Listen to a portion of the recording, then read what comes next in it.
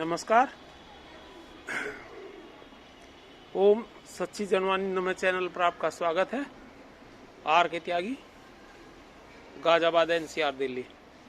ओम सच्ची जनवानी नमे चैनल को सब्सक्राइब करें, सब्सक्राइब करें यूट्यूब चैनल को, और वीडियो को शेयर करें, लाइक और कमेंट भी करें। साथियों, हमारा जो भारतवर्ष है,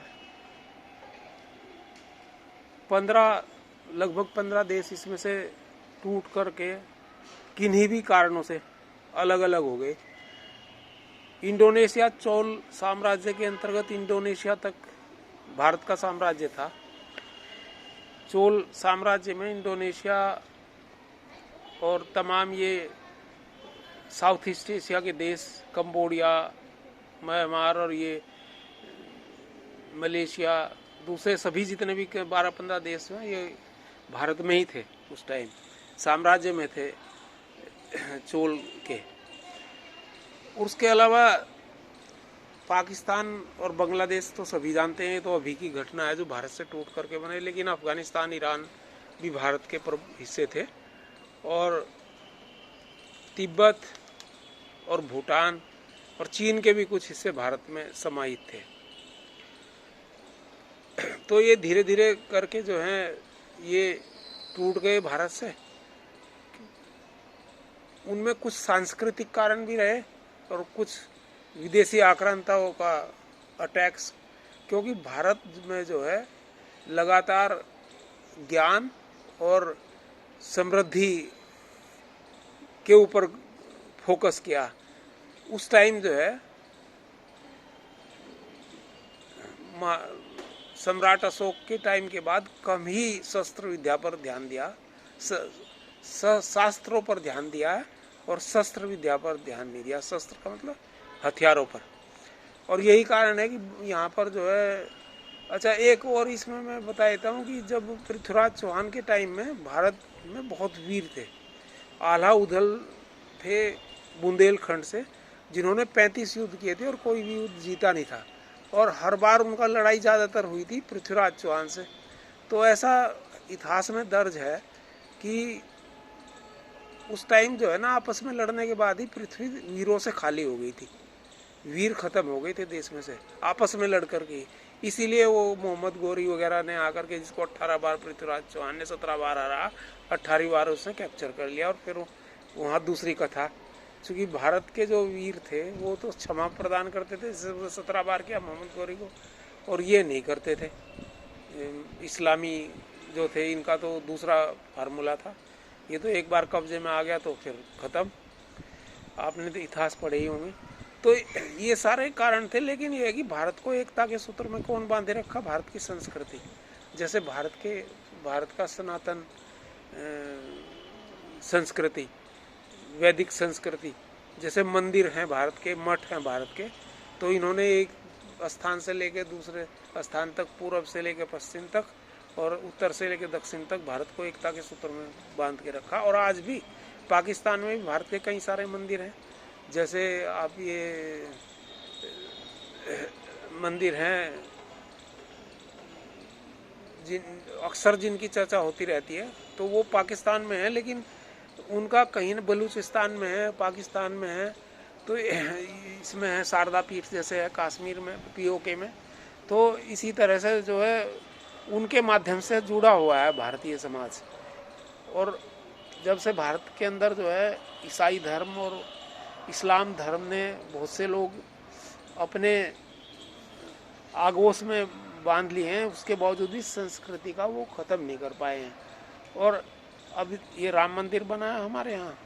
अब तो विश्व में आप ये देखेगा कि अभी अबू धाबी में प्रधानमंत्री नरेंद्र मोदी जी उद्घाटन करके आए हैं, प्राण प्रतिष्ठा करके आए हैं अबू धाबी में हिंदू मंदिर की, स्वामीनारायण मंदिर की, जो 27 एकड़ में और बहुत बड़ा मंदिर है।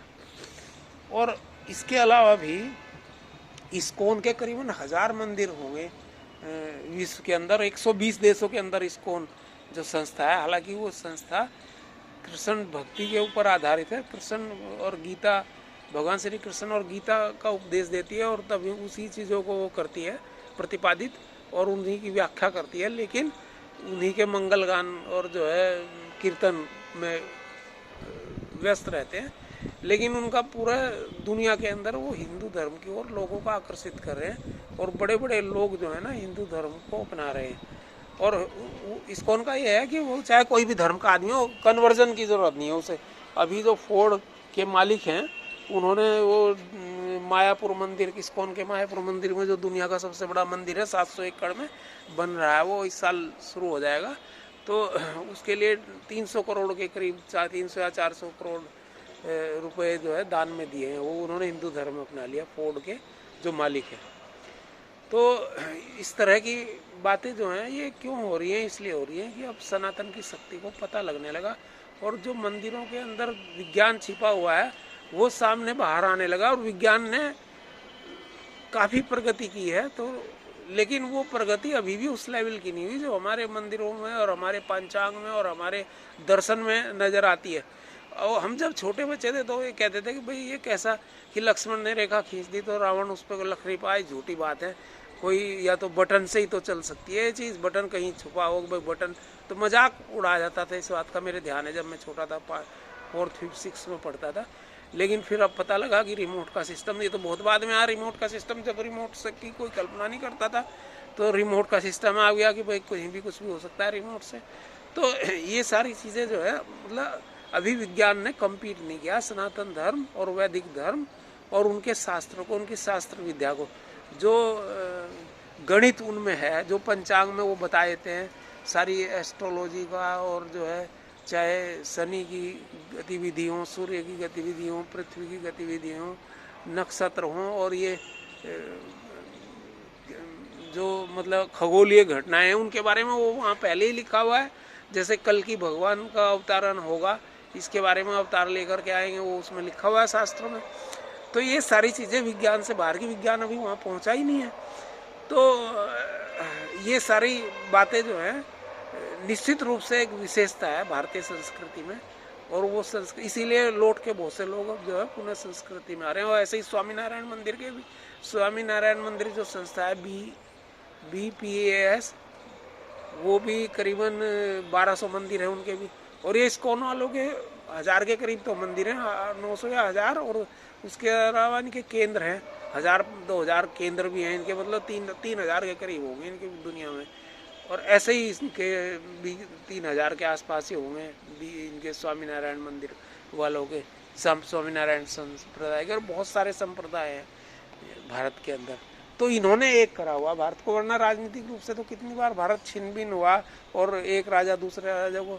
और ये एक और ख़ास बात ये है कि भारत, जब अंग्रेज भारत में आए तो भारत की जो GDP थी वो 25% के करीब थी दुनिया की GDP। आज की तारीख में 7.5 या 7.5 से 8 के करीब है, लेकिन उस टाइम GDP भारत की 24.5 और 25 थी, और उससे पहले 28% थी दुनिया की GDP का।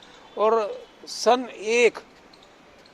एक में जो है ये करीब 38% थी GDP, मतलब उत्तरोत्तर गिरावट हुई। लेकिन अंग्रेजों ने आगे इतना विनाश किया, क्योंकि अंग्रेजों ने जो किया वो उन्होंने अंग्रेजों के लिए किया, और भारत को परतंत्र करा, सारा यहाँ की गतिविधियाँ चौपट कर दी। जबकि भक्ति काल के समय में और इवन मुगल काल में भी, मराठा काल में भी 24.5 थी मराठा काल में यहाँ की GDP, दुनिया की GDP का मतलब जो समृद्ध था भारत उस टाइम। और आज हम 7.5 पे झूल रहे हैं, 7.58 पे झूल रहे हैं। तो ये सारी चीज़ें हैं, पर क्योंकि अंग्रेज़ों ने ऐसा ही सिस्टम बनाया था राजनीतिक कि वो भारत के खिलाफ जाए, और अंग्रेज़ों को, अंग्रेज़ पहले अमीर थोड़ा ही थे इतने, भारत को लूटपाट कर अंग्रेज इतने अमीर हो गए, और भारत बहुत गरीब और विपन्न छोड़ दिया उन्होंने। वही 250 साल का गुलामी का ऐसा काल था। चूँकि उसके 1947 में आज़ाद जरूर हो गया भारत में, पर जब तो 4% या 3% ही GDP थी दुनिया की, तो इतना नीचे चला गया था। तो उसे उभरने में अब सन 2000 के बाद भारत का ये इकोनॉमी सुधरनी शुरू हुई, जब नरसिम्हा राव प्रधानमंत्री थे उसके बाद, और ये अपना सरदार मनमोहन सिंह जी वित्त मंत्री थे, उसके बाद शुरू हुआ, और अब धीरे धीरे बढ़ ही रहा है और बढ़ता ही जाएगा। तो ये था। अंग्रेजों ने इसका हमारा सबसे ज़्यादा शोषण किया है, आर्थिक रूप से और सांस्कृतिक रूप से किया है। मुगलों ने और मुस्लिमों ने जो ये मंदिर तोड़ने शुरू करे, 1291 से मंदिर तोड़ने शुरू करे थे इन्होंने, और धीरे धीरे पता नहीं कितने, कोई कहता है 5000 तोड़े, लेकिन कई पुस्तकों में लिखा हुआ है कि 30,000 तोड़ दिए। तो ये चूँकि मंदिर जो थे ना भारत की संस्कृति के प्रतीक थे, और सब विज्ञान छिपी होती थी इसमें, और दुनिया में सब चीज़ें हमें पता लगती थी इन चीज़ों से, जो इससे महरूम करने के लिए। और जो नालंदा ये थे पुस्तकालय वगैरह जो थे, ये सब बर्बाद करे इन्होंने। जो ज्ञान था भारत का उसे मिटाने का पूरा चेष्टा करी और मिटा दिया। अब ये धीरे धीरे जब विज्ञान प्रगति करा, उन्हें पता लग रहा सनातन संस्कृति में तो सब पहले उनसे बहुत आगे की चीज़ें लिखी हुई हैं।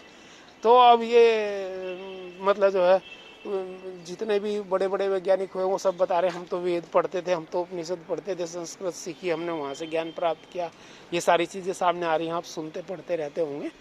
तो ये हमारी संस्कृति थी जिसका विनाश किया गया। और ये हमारी इकोनॉमिक पावर थी, कितनी बड़ी इकोनॉमी, 24.5 और 38.5 की लेवल पे इकोनॉमी थी जो हमारी अंग्रेज़ों ने ख़त्म करी 24.5 से। मतलब मराठा काल और भक्ति आंदोलन जो 14, जब गुरु नानक जी, चैतन्य महाप्रभु, मीराबाई और कबीर, रहीम, ये सारे रस खान वगैरह जो थे, कृष्ण भक्त थे रस खान, तो ये सारे जो हुए उस टाइम संस्कृति भी हमारी एक बहुत उत्तम कोटि में थी, उत्तम थी। और उसके साथ साथ जो है संस्कृति के साथ साथ हमारी ये भी बढ़िया थी, इकोनॉमी भी बहुत बढ़िया थी।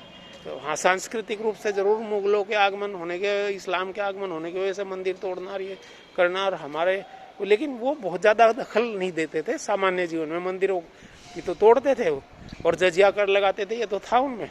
लेकिन अंग्रेज़ों ने क्या करा, उन्होंने तो इकोनॉमी बिल्कुल नष्ट कर दी। हालांकि वो इस तरह के कर नहीं लगाते थे जजिया कर टाइप के, और उन्होंने इंटरप्रिटेशन हमारे वेदों का इनका ऐसा करा, सेफर्ड सॉन्ग बता दिया था मैक्स मुगलों ने इसको, वेद को these are the shepherd song. तो ये इन्होंने नष्ट भ्रष्ट करने का काम करा, और उसी की वजह से भारत का इतना मतलब 1700 से भारत का अंग्रेज़ों का प्रभाव शुरू होना हुआ। 1757 में प्लासी के युद्ध में माना जाता है कि भाई अंग्रेज़ों का राज आ गया।